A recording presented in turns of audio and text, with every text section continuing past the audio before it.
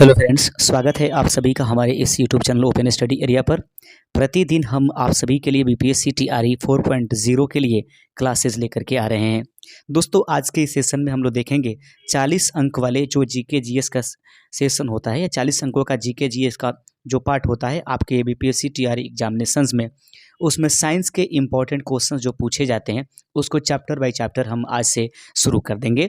तो प्रतिदिन हम अब जो है साइंस से संबंधित जीके जीएस के जो 40 अंकों के क्वेश्चंस होते हैं उसमें साइंस के जो मस्ट इम्पॉर्टेंट क्वेश्चन होते हैं उनको लेकर के हम लोग चलेंगे। अगर आपका कोई भी क्लास छूट गया है तो हमारे इस यूट्यूब चैनल की प्लेलिस्ट में चले जाइए। वहाँ पर बीपीएससी टीआरई 4.0 के नाम से एक प्लेलिस्ट बना है, उसमें आप अपने पिछले सभी सेट को कवर कर सकते हैं। आइए शुरुआत करेंगे आज के इस सेशन का। निम्नलिखित युग्मों में से कौन सा सही सुमेलित नहीं है? पहला ऑप्शन है रेडियो एक्टिव पदार्थ की सक्रियता हेनरी लिखा गया है। लेंस की क्षमता का इस मतलब लिखा गया है डायोप्टर। ऊष्मा के लिए जूल लिखा गया है। उपर्युक्त में से एक से अधिक सही है, उपर्युक्त में से कोई सही नहीं है। तो पहले प्रश्न का सही आंसर हो जाएगा कि जो ऑप्शन नंबर ए है रेडियो एक्टिव पदार्थ की सक्रियता उससे संबंध हेनरी नहीं रखता है। ठीक है, क्यूरी उससे संबंधित होता है लेकिन क्यूरी न दे करके हेनरी दिया गया है। इस प्रकार ऑप्शन नंबर ए इस प्रश्न का सही आंसर हो जाएगा। आगे बढ़ते चलते हैं अपने दूसरे नंबर क्वेश्चन की तरफ। दूसरा नंबर प्रश्न है दोस्तों, प्रकाश वर्ष किसकी इकाई है? दोस्तों, आज के इस सेशन में ना भौतिक राशियां और उसके मापन से संबंधित क्वेश्चनों को हम लेकर के चल रहे हैं। यानी जीके जीएस के जो साइंस के क्वेश्चंस होते हैं बीपीएससी टीआरई में, हम उसको चैप्टर बाय चैप्टर करके मस्ट इंपॉर्टेंट क्वेश्चन आपको धीरे धीरे करके करा देंगे। प्रकाश वर्ष की इकाई है, प्रकाश वर्ष किसकी इकाई होती है? समय की, गति की, दूरी की? तो सही आंसर है कि प्रकाश वर्ष दूरी का एसआई यूनिट होता है। ऑप्शन नंबर सी इस प्रश्न का सही आंसर है। दोस्त, यदि आप हमारे चैनल पर पहली बार हैं तो चैनल को सब्सक्राइब कर दीजिएगा और अपने पढ़ाई को कंटिन्यू हमारे साथ रख सकते हैं। निम्नलिखित में से कौन सी अदिश राशि है? प्रश्न आपके सामने दिया गया है। जो दिए गए ऑप्शन है उनमें से कौन है जो एक प्रकार का अदिश राशि है? तो निम्नलिखित में से कौन सी अदिश राशि है? बल एक सदिश है, वेग भी एक सदिश राशि है, लेकिन अगर अदिश पूछा जा रहा है तो दोस्तों ऑप्शन नंबर बी यानी दाब अर्थात प्रेशर जो होता है वह एक प्रकार का जो है स्केलर क्वांटिटी होती है। ऑप्शन नंबर बी इस प्रश्न का सही आंसर हो जाएगा। आइए बढ़ते हैं अपने चौथे नंबर क्वेश्चन की तरफ। चौथा नंबर क्वेश्चन है कि निम्नलिखित में से किस राशि का मात्रक नहीं होता है? निम्नलिखित में से वह कौन है जिसका मात्रक नहीं है? प्रतिबल का मात्रक नहीं होता है या बल का मात्रक नहीं होता है? विकृति का? प्रतिबल का मतलब वही होता है जो दाब हम लोग बोलते हैं, इसका मात्रक होता है।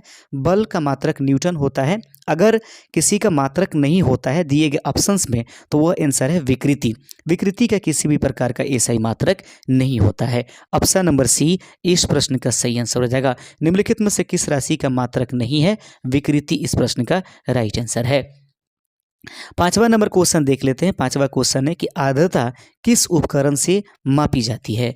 आर्द्रता को मापने के लिए निम्नलिखित में से किस उपकरण का प्रयोग करेंगे? पांचवें नंबर प्रश्न का ऑप्शन है हाइड्रोमीटर का, हाइग्रोमीटर का, पायरोमीटर। उपर्युक्त में से एक से अधिक सही है या उपर्युक्त में से कोई सही नहीं है। तो दोस्तों, आर्द्रता किस उपकरण से मापी जाती है? इस प्रश्न का सही आंसर हो जाएगा ऑप्शन नंबर बी हाइग्रोमीटर के द्वारा आर्द्रता को मापी जाती है। ऑप्शन नंबर बी इस प्रश्न का सही आंसर हो जाएगा। अगला क्वेश्चन है कि एक डाइन का मान कितने के बराबर होता है? जो दिए गए ऑप्शंस हैं उसमें एक डाइन का मान निम्नलिखित में से कौन हो जाएगा? तो देखेंगे 10 के पावर 3 जी ग्राम सेंटीमीटर प्रति सेकंड स्क्वायर, 10 के पावर -3 ग्राम सेंटीमीटर प्रति सेकंड स्क्वायर, 10 के पावर 5 ग्राम सेंटीमीटर प्रति या मीटर प्रति सेकंड स्क्वायर। तो दोस्तों ऑप्शन नंबर जो 3 दिए गए हैं ये तीनों के तीनों गलत हैं। इसका राइट आंसर हो जाएगा 10 के पावर -5 और जीएम प्रति एस स्क्वायर, यानी 10 के पावर -5 का मान होता है एक डाइन के बराबर, जो कि ऑप्शंस में नहीं था। इस प्रकार से ऑप्शन नंबर ई इस प्रश्न का सही आंसर हो जाएगा। आप देख रहे हैं open study area YouTube channel पर बिहार बीपीएससी टीआरई 4.0 के लिए मस्ट इम्पॉर्टेंट साइंस के क्वेश्चनों को। दाब का मात्रक निम्नलिखित में से क्या है? निम्नलिखित में से दाब का मात्रक क्या है? न्यूटन प्रति वर्ग मीटर, न्यूटन मीटर या न्यूटन। उपर्युक्त में से एक से अधिक सही है या उपर्युक्त में से कोई सही नहीं है। तो दोस्तों दाब बराबर होता है बल बटा क्या? क्षेत्रफल। याद रखेंगे, बल बटा क्षेत्रफल, बल का मात्रक न्यूटन हो जाएगा और क्षेत्रफल का मात्रक वर्ग मीटर हो जाता है। इस प्रकार से न्यूटन प्रति वर्ग मीटर ऑप्शन नंबर ए इस प्रश्न का सही आंसर हो जाएगा। 7वें नंबर प्रश्न का सही आंसर ऑप्शन नंबर ए हो जाएगा। आइए प्यारे दोस्तों आगे बढ़ते हैं 8वें नंबर क्वेश्चन की तरफ। 8वां नंबर क्वेश्चन देख लेंगे। सूर्य की फोटोग्राफी के लिए किस उपकरण का प्रयोग किया जाता है? सूर्य की फोटोग्राफी के लिए निम्नलिखित में से हम किस उपकरण का प्रयोग करेंगे? ऑप्शन है स्पेक्ट्रो हीलियोग्राफ का, सोनार का, साइक्लोट्रॉन का। उपर्युक्त में से एक से अधिक से एक प्रयुक्त में से कोई सही नहीं है। तो 8वें नंबर प्रश्न का सही आंसर होगा कि सूर्य की फोटोग्राफी के लिए किस उपकरण का प्रयोग करेंगे? राइट आंसर होगा स्पेक्ट्रो हीलियोग्राफ। ऑप्शन नंबर ए इस प्रश्न का सही आंसर है। अगला क्वेश्चन है 9वां नंबर, थर्म किसका यूनिट है? प्रश्न है 9वां नंबर कि थर्म निम्नलिखित में से किसका यूनिट है? शक्ति का, ऊष्मा का, प्रकाश का। उपर्युक्त में से कोई सही नहीं है, उपर्युक्त में से एक से अधिक सही है, ऐसा करके ऑप्शंस दिए गए हैं। तो थर्म जो है दोस्तों, ये एक नया क्वेश्चन आपके लिए दिखाई दे रहा होगा। तो थर्म किसका यूनिट है? तो थर्म जो है यह ऑप्शन नंबर बी ऊष्मा का एक प्रकार का यूनिट है। थर्म एक प्रकार का ऊष्मा का मात्रक है। अगला क्वेश्चन है 10वां नंबर क्वेश्चन, बहुत उच्च तापमान को मापने के लिए हम प्रयोग करते हैं। बहुत उच्च तापमान को मापने के लिए हम निम्नलिखित में से किसका प्रयोग करेंगे? ऑप्शन नंबर ए है मरकरी तापमापी का, प्लेटिनियम प्रतिरोध तापमापी का, ताप विद्युत उत्ताप मापी का। उपर्युक्त में से एक से अधिक सही है, उपर्युक्त में से कोई सही नहीं है। तो प्रश्न है बहुत उच्च तापमान को मापने के लिए हम निम्नलिखित में से किसका प्रयोग करेंगे? ऑप्शन नंबर सी इस प्रश्न का सही आंसर है कि बहुत उच्च तापमान को मापने के लिए हम ताप विद्युत उत्ताप मापी का प्रयोग करते हैं। 10वां का ऑप्शन नंबर सी इसका राइट आंसर हो जाएगा। अगला क्वेश्चन है 11 नंबर प्रश्न को देखिएगा कि एक्स किरणों के तरंग दैर्घ्य यहाँ पर बताइए, तरंग दैर्घ्य को मापने के लिए कौन से उपकरण प्रयोग में लाया जाता है?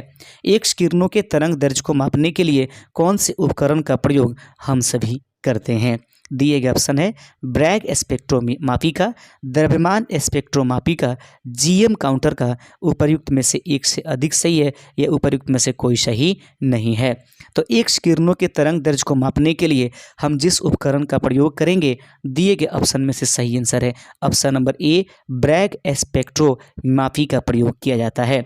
एक्स किरणों के तरंग दैर्घ्य को मापने के लिए अब उपकरण है दोस्तों Bragg spectrometer. Option number A इस प्रश्न का सही आंसर था। बहुत मस्ट इंपॉर्टेंट क्वेश्चन था, उसको ध्यान से जरूर देखिएगा। हर्ट्ज क्या मापने की यूनिट है? निम्नलिखित में से हर्ट्ज के द्वारा किस चीज़ को मापी जाती है?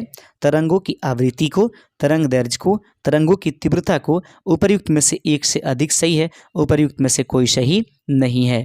तो प्रश्न है कि हर्ट्ज क्या मापने के लिए यूनिट है? तो हर्ट्ज के द्वारा दोस्तों जो निम्नलिखित ऑप्शंस में मापे जाएंगे वह है तरंगों की आवृत्ति को मापी जाती है। अगला क्वेश्चन देख लेते हैं।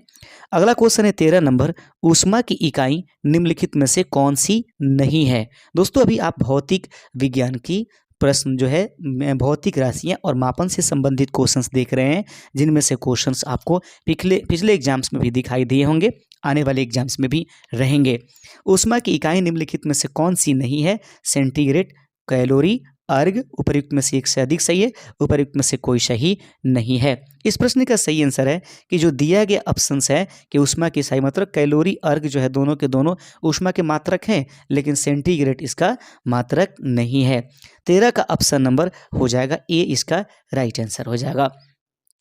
अगला क्वेश्चन है कि एक्सरे की खोज किसने की थी? बहुत मस्ट इंपॉर्टेंट क्वेश्चन है। एक्सरे की खोज निम्नलिखित में से किनके द्वारा किया गया? 14 नंबर प्रश्न का सही आंसर हो जाएगा कि एक्सरे की खोज करने वाले का नाम है रोएंटजन, यानी कि रोएंटजन के द्वारा एक्सरे का खोज किया गया था। एक्सरे की खोज किसके द्वारा की गई? सही आंसर है रोएंटजन के द्वारा एक्सरे की खोज किया गया। अगला क्वेश्चन देख लेते हैं। 15 नंबर प्रश्न है, प्रकाश वर्ष होता है। प्रश्न देख लीजिएगा, प्रकाश वर्ष होता है वह वर्ष जिसमें सूर्य का प्रकाश अधिकतम रहता है। वह वर्ष जिसमें कार्यभार हल्का रहा हो।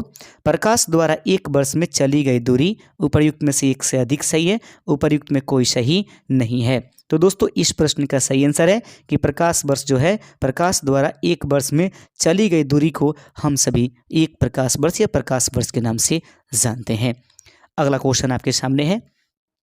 16 नंबर क्वेश्चन है कि पार्सेक मात्रक है। पार्सेक निम्नलिखित में से किसका मात्रक है?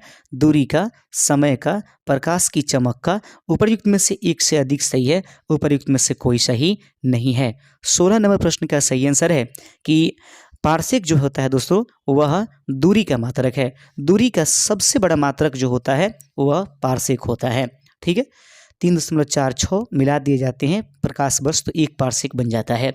17 नंबर क्वेश्चन आपके सामने है कि रक्तदाब मापने के यंत्र निम्नलिखित में से कौन है? तो याद रखेंगे टैकोमीटर, स्पिग्मोमीटर, मैनोमीटर, एक्टीमीटर। उपर्युक्त में से एक से अधिक सही है, उपर्युक्त में से कोई सही नहीं है। तो दोस्तों रक्तदाब मापने के लिए जिस यंत्र का प्रयोग करेंगे उसका नाम होगा स्पिग्मोमैनोमीटर। ऑप्शन नंबर बी इस प्रश्न का सही आंसर हो जाएगा। अब तक हम लोग कितने क्वेश्चंस देख चुके हैं? अब तक 17 क्वेश्चन देखे हैं। 18 नंबर क्वेश्चन देख लीजिए। 18 नंबर क्वेश्चन है कि बल का मात्रक है। बल का मात्रक फैराडे, फर्मी, न्यूटन। उपर्युक्त में से एक से अधिक सही है, उपर्युक्त में से कोई सही नहीं है। इस प्रश्न का सही आंसर है कि बल का मात्रक निम्नलिखित में से न्यूटन है। बेहद ही आसान क्वेश्चन ये रखा गया है। कार्य का मात्रक निम्नलिखित में से कौन है? याद रखेंगे कार्य का मात्रक निम्नलिखित में से कौन है? जूल, न्यूटन, वाट। उपर्युक्त में से एक से अधिक सही है, उपर्युक्त में से कोई सही नहीं है। इस प्रश्न का सही आंसर है कि कार्य का मात्रक जूल होता है। 19 का ऑप्शन नंबर ए इस प्रश्न का सही आंसर है। अगला क्वेश्चन है कि दूध के घनत्व को किसके द्वारा मापा जाता है? दूध की जो डेंसिटी होती है वह दूध की डेंसिटी को, घनत्व को हम किसके द्वारा मापेंगे? Lactometer, hydrometer, barometer. उपर्युक्त में से एक से अधिक सही है, उपर्युक्त में से कोई सही नहीं है। तो दूध के घनत्व को मापने के लिए जिस यंत्र का प्रयोग करेंगे विश्व का सही आंसर ऑप्शन नंबर ए हो जाएगा। लैक्टोमीटर के द्वारा दूध के घनत्व को मापा जाता है। दोस्तों आज के सेशन में मैंने इन 20 प्रश्नों को रखा। उम्मीद करते हैं कि इससे आप जरूर लाभान्वित होंगे। शुक्रिया, जय हिंद। मिलेंगे कल 8 बजे।